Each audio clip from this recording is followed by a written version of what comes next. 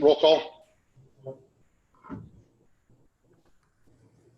Eversol, Yes. Agni, Nemitz, Here. Wrestler, Here. Fook, Here. Ocamp, Here. Martins, Here. Riddle. Here. Thank you. I move one would join me in the pledge of allegiance.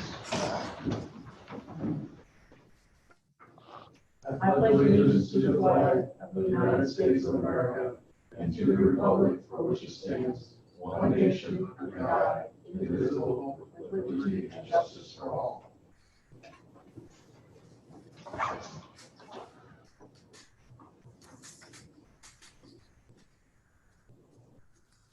First item would be the proclamation recognition presentation.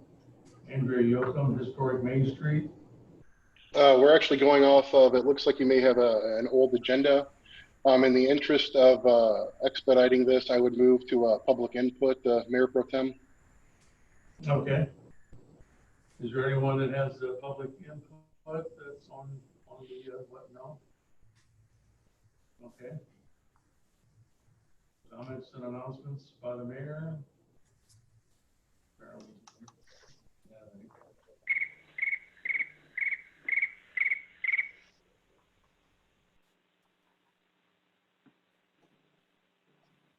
Alderman, any comments or announcements from the Alderman?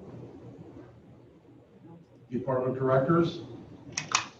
I will save my comments for the K1 on the agenda, ordinance 3506. For the consent agenda, motion to approve minutes of the March 2nd. Again, Mayor Pro Tem, we have, it looks like you're operating off of an old agenda. The only thing that we have on the special meeting agenda this afternoon is ordinance 3506 related to the emergency created by the impact of the COVID-19 virus. I cannot read it. I don't have, my computer's not working. So the next item would be the consent agenda. There is none. Then the next item from that would be J, which would be unfinished business. If you want. We have nothing under unfinished business this afternoon. So the only other thing would be K1, which is ordinance 3506. Alderman Eversol, if you want me to, I just go ahead and read what that item is. Please do. It's ordinance number 3506 related to the emergency created by the impact of the COVID-19 virus. And I believe the city administrator has some comments. That is correct. I'll go ahead at this time. First, I want to thank the mayor and the members of the council for supporting staff as we work to continue providing services to our residents, businesses, and visitors during this unprecedented time. Next, thank you to all city employees at all levels of the organization for your continued dedication. I especially want to recognize our IT systems engineer, James Mitchell, who has worked tirelessly to ensure that staff have the resources and systems in place to work remotely where appropriate, and that we are able to execute events like this council meeting with a hybrid approach to ensure the business of the city continues uninterrupted. Additionally, we thank the public for their patience and understanding. Staff has been closely monitoring information on the COVID-19 pandemic.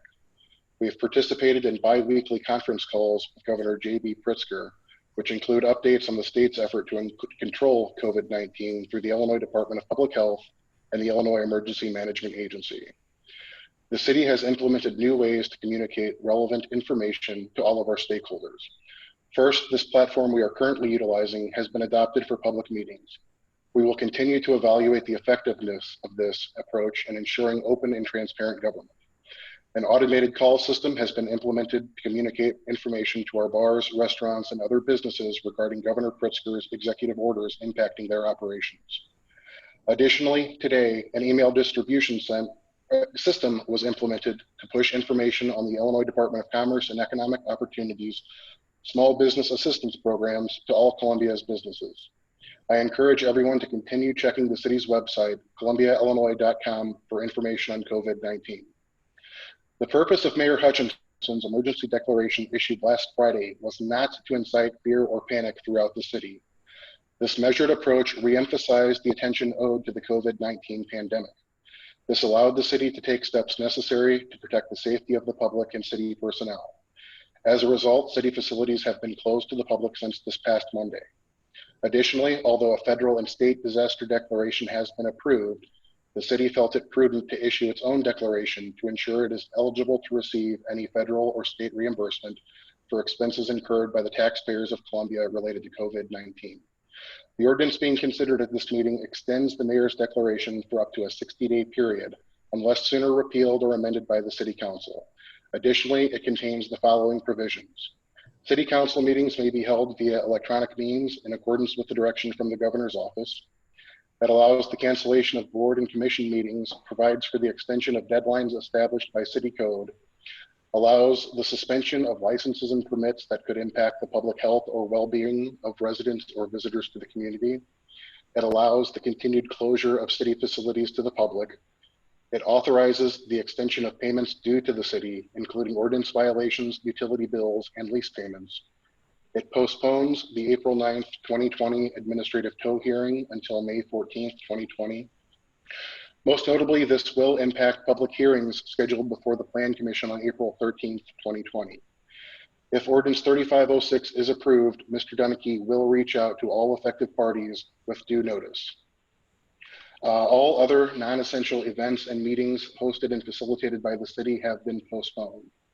At this time, I would be happy to answer any questions that the Mayor Pro Tem or the members of the City Council have.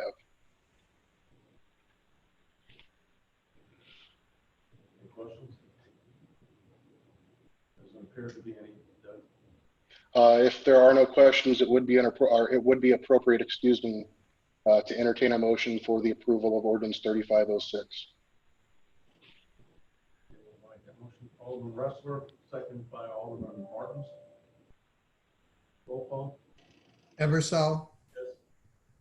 Agni. Yes. Nemitz. Yes. Ressler. Cahook. Yes. Ocamp. Yes. Martins. Yes. Riddle.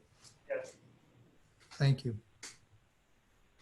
That is all that we have at this time, Mayor Pro Tem and members of the council.